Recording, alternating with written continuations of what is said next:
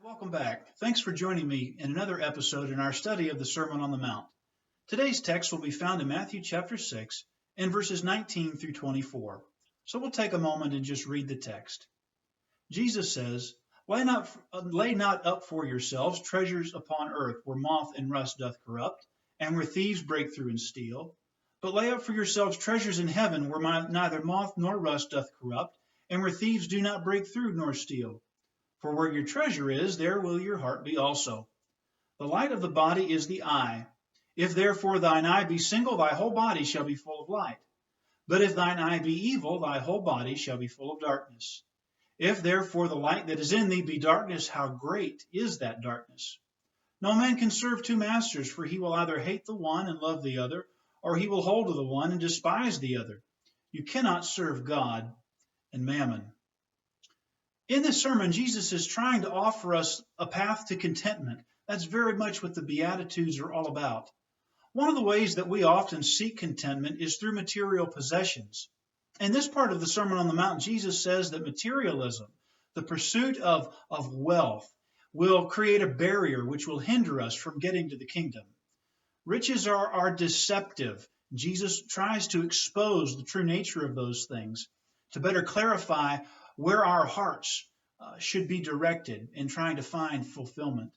Why Solomon said in Ecclesiastes 5 and verse 10 that he who loves silver will not be satisfied with silver.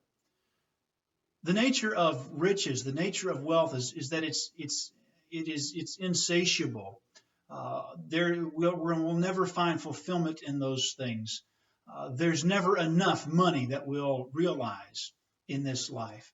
In John chapter 6, Jesus warned about pursuing earthly things. In John chapter 6 and verse 27, he says, to labor not for meat which perishes, but labor for that which endures to everlasting life. Jesus offers us something that will transcend this physical realm. He offers us something that will carry us through into the present, but also extend into eternal life. And that's very much what Jesus is trying to persuade us of in this sermon. On another occasion in Luke chapter 12, Jesus warned about how we need to guard our hearts against covetousness. And he says that a man's life does not consist of the things that he possesses. Very often in our American culture, that's what we think.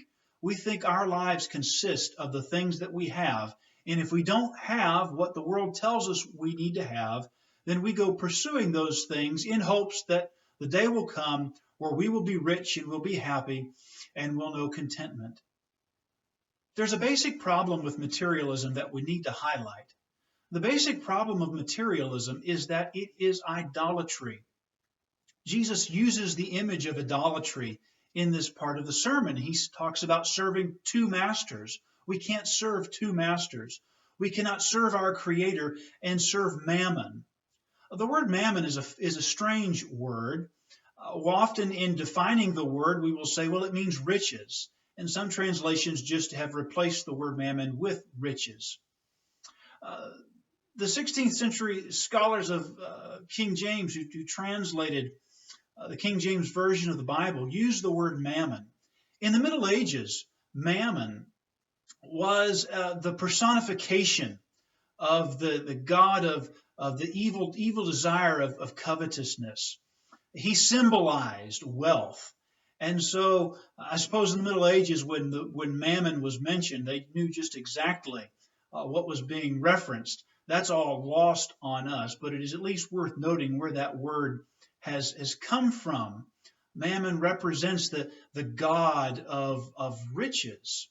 Jesus says you can't serve two masters. You cannot serve the Creator and serve wealth and serve riches. You can't serve this covetous desire, because as we've already pointed out in this study, covetousness is what is going to drive us toward gratifying lust, which will cause us to serve our idols. In this sermon, Jesus is trying to show us how we can tear down our idols, renew our hearts and minds, and get back to serving the Creator as His image bearers. That's what being human is all about, is reflecting the glory of God as His image bearers. So how do you do that? What does bearing God's image look like in a materialistic society? How do you do that? Well, four things that we can do, and this study will be yours. The threat of materialism is real, and we've got to come to terms with it. We've got to deal with it in our own lives, in our own hearts. And here's how we can deal with it. Here's how we can tear this barrier down so as to properly reflect the glory of God and get to the kingdom. Number one, we would be wise to learn to live within or below our means. Now, that's something maybe that you wouldn't have expected to hear in this forum.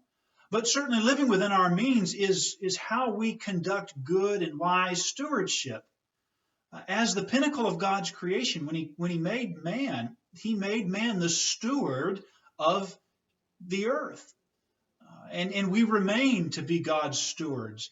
And so we're supposed to use wise stewardship in how we use what he's blessed us with in this life. When we live beyond our means, beyond our ability, that's very foolish and irresponsible. We can get ourselves into a lot of trouble by living beyond our means. Number two, how it is that we bear God's image in a materialistic society is that we have to learn to share and to serve. Now, certainly sharing is something that we try to teach our young children, the importance of that and how valuable that lesson is, not just for young children, but for those of us who are older adults.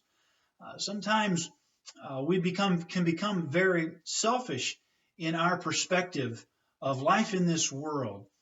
Covetousness fuels selfishness. You remember this was part of the problem that Jesus encountered with a rich young ruler in Matthew chapter 19 in verses 16 through 22.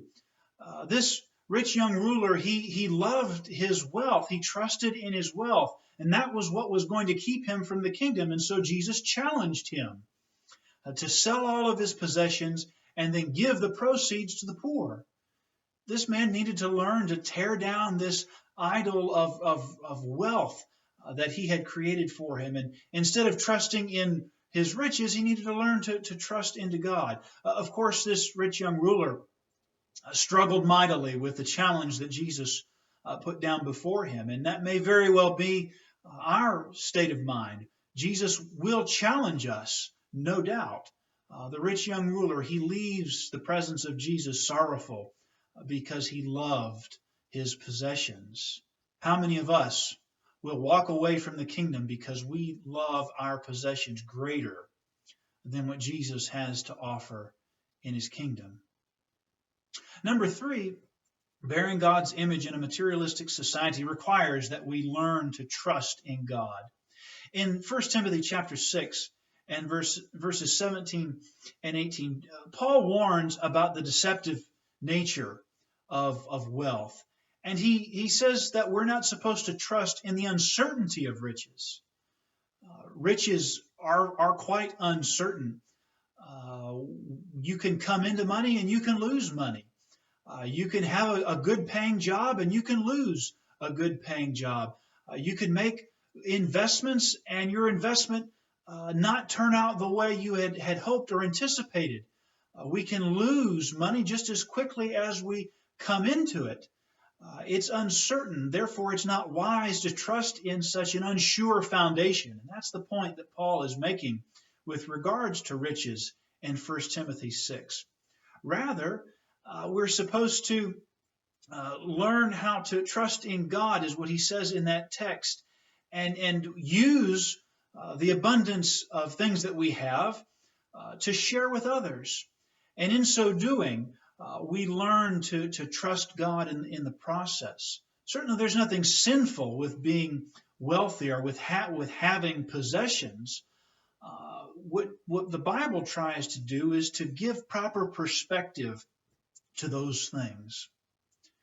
Number four, lastly here, if we're going to bear God's image in a materialistic society, we must learn to be content.